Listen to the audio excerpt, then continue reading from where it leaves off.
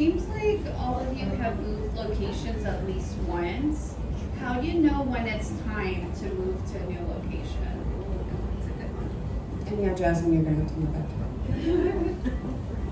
Who wants to start? I'll take it. Ours kind of happened accidentally, but it was the biggest blessing ever. So we weren't looking to move location. We loved being at Assembly. However, we had a special lease and deal. And there was someone who was looking to buy out our space because they wanted to turn it into a restaurant. So as devastating as that was, we were like, okay, what do we do? And so Assembly at that point had offered us a different space because they loved our concept. We were doing great there. They said, well, you know, again, it's a bigger company, it's a chain, they have money, right? They're willing to build out this whole space that wasn't a restaurant to turn it into a restaurant. So there was no way I was gonna bid and win against that, right? And it was about making the right decision at that time.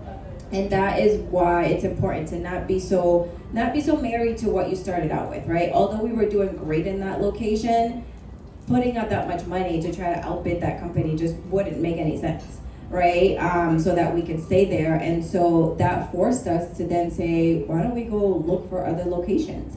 And that is how we were able to find our Copley Place store. And that ended up working out where Assembly did give us another space. And so at that point we had 2 spaces, and that's how we doubled within a year as far as location. So I didn't purposely go look out a space, but sometimes I think it happens that, again, there are some spaces that are willing to give you a specialty retail deal, but then that also comes with that uncertainty of that if there's a bigger brand that's willing to sign a 10-year contract with them, they might try to get you out. And so it's you being ready to always know, well, if I do have to get out of this space, where can I go next? So I think always be scouting your next location. Even though business is going great, always have another, idea of hey, if I had to move, exactly, so that you can pivot quickly and not have to stop business. I actually moved earlier this year, and mine was for practical reasons. I was literally hidden in the back of a building for the first 3 years, but because we were by appointment, people were finding us online, and I thought that would be enough, but it wasn't. So I ended up moving to a storefront where it's windows everywhere, you can see it, and that really helped us a lot. So sometimes it's out of necessity, and sometimes it's just practicality. I had no window space to put my beautiful gowns. Nobody knew where I was unless they were looking online bridal shop in Nashua. So, yeah, it just depends. I made a move because the demographics changed. So you have to be constantly aware of your environment in retail. So your eyes on the economy, number one. You can tell by talking to your clients all the time, you got a good scenario feel of what it is. Newbury Street, I first moved to Newbury Street back in '87 because nobody knew who I was. So I looked for the cheapest space I could find on Newbury Street on the top floor of the building. 30 years later, I'm in the middle of a post-pandemic recuperation on Newbury Street with bigger retail box stores coming in, starting to pay big money for the space. And I was in the space already, but they had given me a cut rate space from the pandemic. And my rent went from $6,000 to $25,000 a month. You never want to pay more than 10% of your gross for rent. Less. 10's a cap for me. When I make business plans, you pay more than 10% of your rent on your gross, your landlord becomes your partner at that point. If you don't have any other CAM charges. And when I $25,000, I said, well, it's time to make a change. And I had been on Newbury Street for so long, my whole identity was tied up. Part of that Back Bay, Newbury Street thing coming in.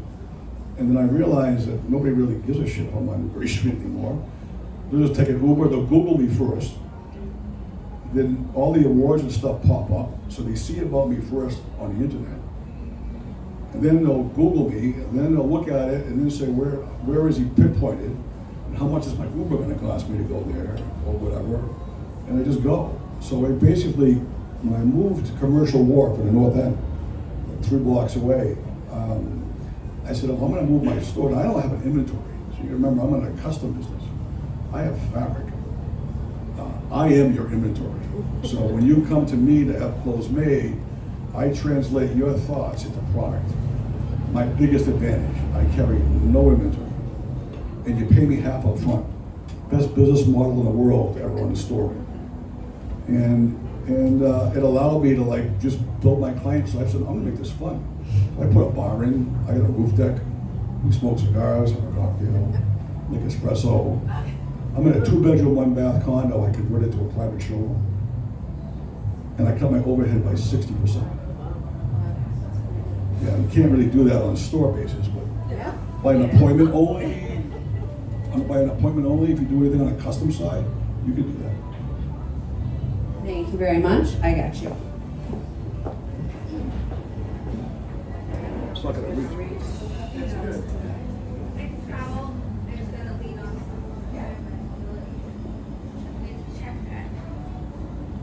Okay, so I have a question. So I started out making mobility aids, also by accident, and then I crossed over into fashion with mobility aids by accident. And so with cost, you had mentioned it earlier, and so what I was taught by a crossover of like some business professors and some fashion professors created like a perfect formula, like just one flat formula that I've been utilizing, and I'm just wondering, like, is this a flat formula, or is there a formula that you go based off of? Like, how do you differentiate that? Because what I have been told is that wholesale is COGS times 2 plus 10%, and retail is that times 2. Yeah, that's keystone. And so I'm not really sure where that, like, I have never heard another pricing option, and so I was hearing you guys talk about the variables, but I've literally never heard that. I can explain that. Yeah, I got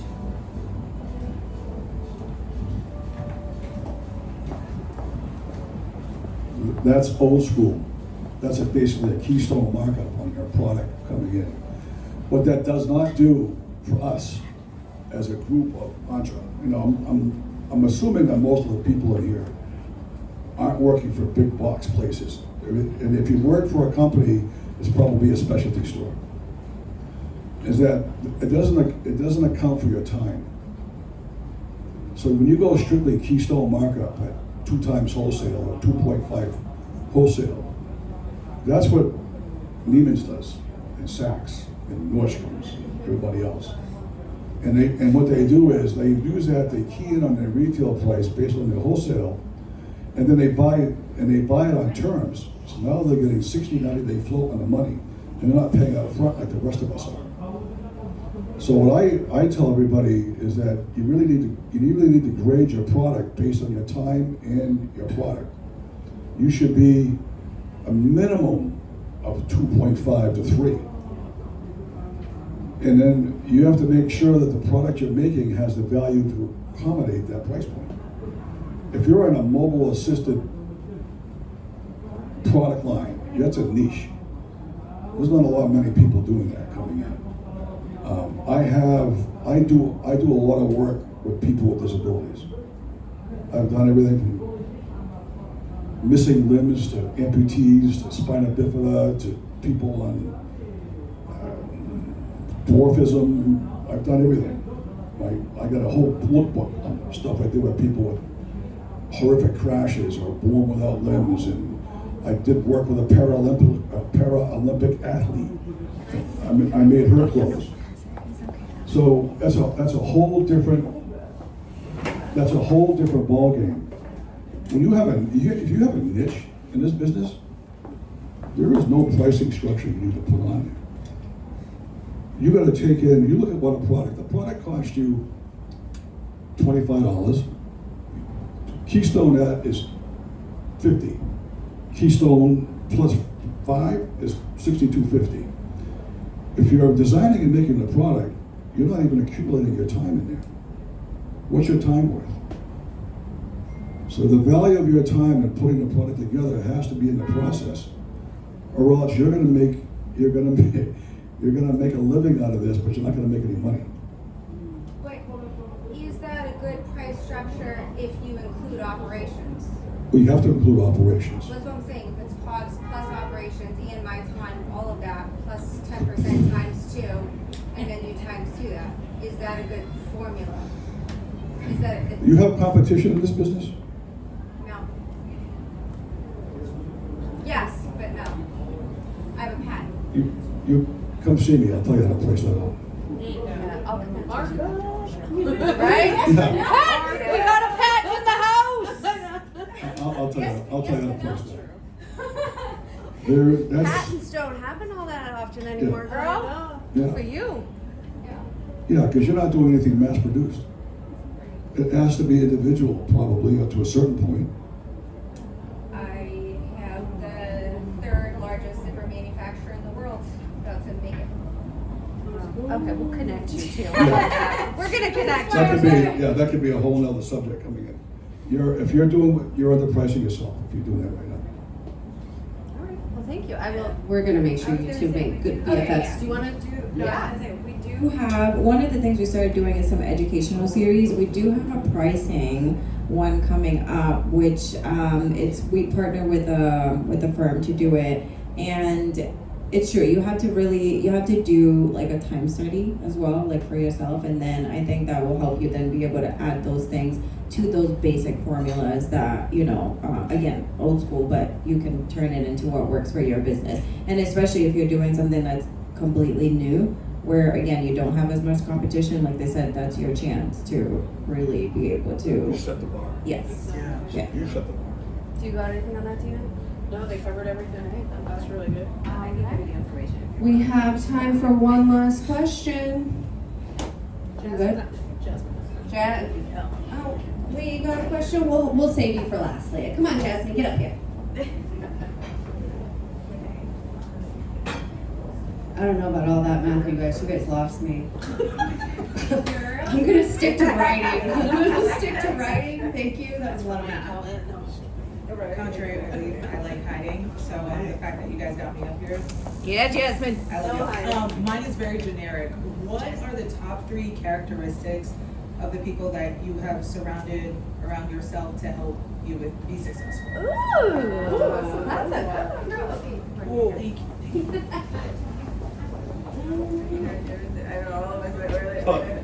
All right, Dina reached. Doers. Just like people who are doers.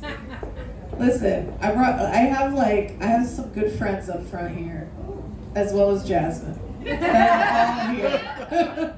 And they're all doers. It's just like the energy is there. Like we talk a lot about energy now, but it's like I want to be happy doing what I'm doing, and I want the people who are around me to also be happy doing what they're doing. It's about having that passion and being able to thrive together. It's that whole working as a village again. But it just,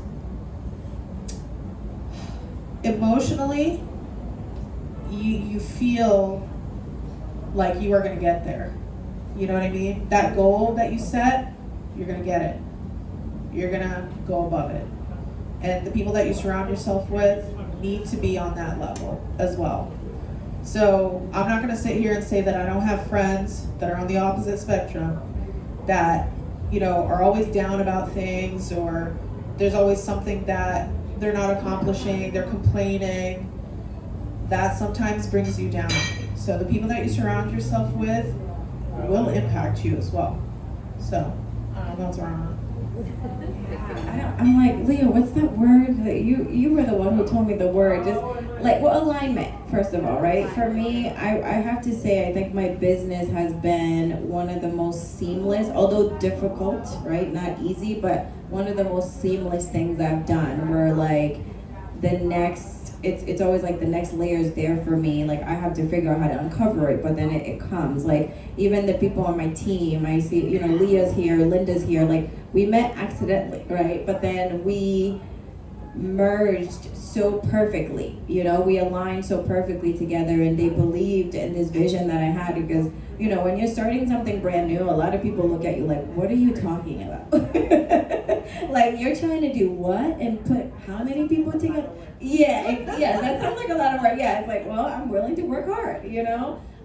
But there's a lot of naysayers, and a lot of people will get in your head. So finding people who can have vision and can imagine with you, and who can, you know, push you. You know, like if I'm down, I call these two. Like I'm not staying down for long. You know what I mean? Like. So I think finding people who align with you, but also finding people who, you know, are doing maybe even the opposite of you, and finding out like how can we collaborate together. Like I'm so big on collaboration, and that's how we've been able to do so many different things, is with that. But I would say, like, you know, find the people who you admire. Like, who is this person that if you're thinking to yourself like, oh, where do I want to be, is that person? Then like finding people who are like that. But I say, as you go through your journey, you're gonna find these people, and it's so beautiful. And one thing I'll add for me, like our vendors, the designers, like everyone who's a part of our platform, like they constantly inspire me. Like when I have new vendors coming in and I see their products, like I'm just always so inspired by the fact that like the creativity that's out there is just insane, you know, and how everybody just thinks differently. So I would say, like, you know, network, you know. I see the beautiful KB over there. Hi. She's one of our vendors. I think Baba was here too. I don't see him, but you know, just the designers and the people that are creating things. Like, so surround yourself by creativity, you know, because that will get your brain going, because that's constantly getting my brain going. And I'm thinking, okay, creatively, but on the operation side, you know, how can I grow this company and be different? Thank you. Givers, people who share, smarter, and passionate. Those are three key things that keep people in my life close to me. Because there's no judgment when you screw up. They'll give you advice. Whether you take it or don't take it makes no difference. But there's no negativity in my life. 15, 16 years ago, I started purging people in my life. Now it's about every 5 years. It's a cleansing. It's really interesting, because when you sit back and you meet new people on a continual basis, and then what you do is you realize that some people just hang on to you and suck the energy out of you. They're gone. They do it. My tolerance for them is smaller and smaller the older I get, and now I'm at a point where my son called me a curmudgeon. So, but it's protected. So, but in this industry, you're gonna find that with a lot of people. You're gonna find the total opposite as well. So you're gonna find people who are just gonna wanna come in there, and you want people in your life that are gonna help support you, whatever you do. And if you fail at it, it's not how many times you fall, it's how many times you get up. You tweak it, do something else. Because if you can, like I said earlier, if you can go 3 years in this business and still be here, you're way, way ahead of the game.